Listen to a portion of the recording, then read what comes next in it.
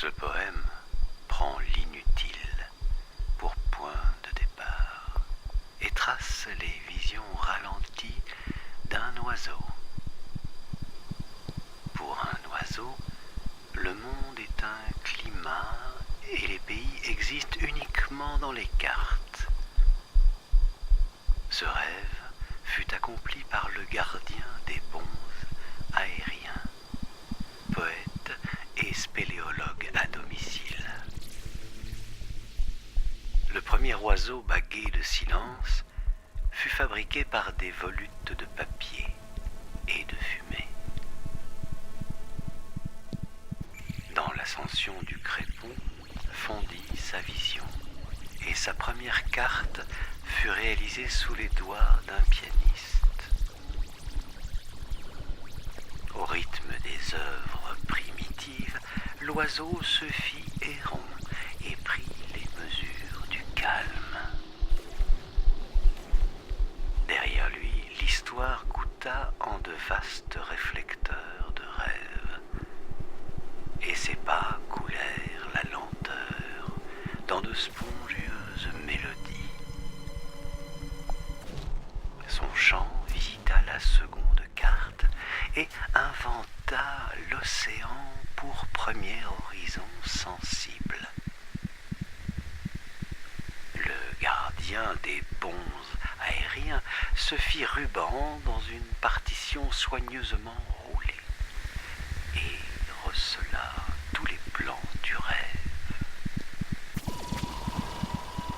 Chose aussi légère qu'inutile, matière héréditaire de l'espérance.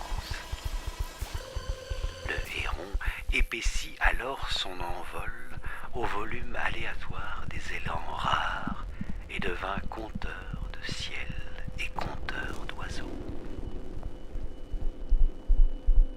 Ici, à cet endroit de la carte, le gardien des bonzes aériens reposa son poème dans une bulle de temps. Il se dit, avec ou sans itinéraire, un oiseau ne se perd jamais. Il polit le monde de son regard, et la terre garde sa rondeur. Tandis qu'il pensait les yeux fermés, un uchroniste vidait sa fabrique de temps et liquéfia ainsi toute virgule à notre respiration. Notre héron en profita pour voler la carte. Il en fit un cerf-volant. En Robinson sur son île de réflexion, le gardien des bonzes aériens et spéléologue à domicile goûta alors la solitude et crut y reconnaître sa propre stratigraphie, notre généalogie. De saveur très ancienne, elle était née sur les parois rocheuses, avait égoutté les nuits, puis germé au désert. Elle épaissit l'homme d'un lien toujours plus charnel avec l'existence. C'est là son itinéraire le plus simple et le plus sûr, le plus profond et le plus conducteur. Il se dit, à quoi bon s'inquiéter? Les oiseaux gardent dans leurs ailes l'empreinte des cartes. Ils n'ont pas besoin d'elles pour emprunter des chemins raisonnables. Ils sont résonance. Dans sa virtuosité plastique, dans la courbe de son aile, le héron allia la matière et l'espace. Il recueillit en son œil les degrés du soleil et en son cœur la respiration des éponges. Il battit dans ses ailes la formule de la lumière et prit l'étoile pour rite d'ascension. Ici naquit la prière par loi de l'attraction.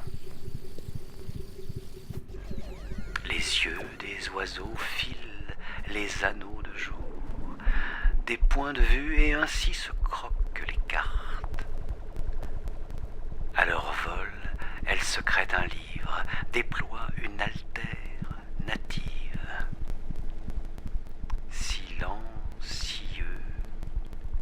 oiseaux passent de l'hémisphère poétique aux hyper beaux réels. Ainsi, ils inventèrent le mouvement du monde et corrigèrent son tir par loi de l'équilibre. Ils dessinèrent la dimension des âmes et tracèrent l'impensable à l'encre blanchissante. La lumière nous fut ainsi restituée, invisible et palpable, pure équation du silence. L'oiseau devint poète et disparut dans la carte. Fasciné par son vol, poli à l'orbe de son regard, le gardien des bons aériens en chercha la partition. Depuis, dans l'œil du héron, du manchot, de tout oiseau, le monde se répète et devient chant. Depuis, au dos des cartes palpite le 13 or. Le gardien des bons aériens en préleva le trait, la posa sur sa carte. Elle lui rendit l'âme et l'or, riant. Puis, il se percha sur l'arbre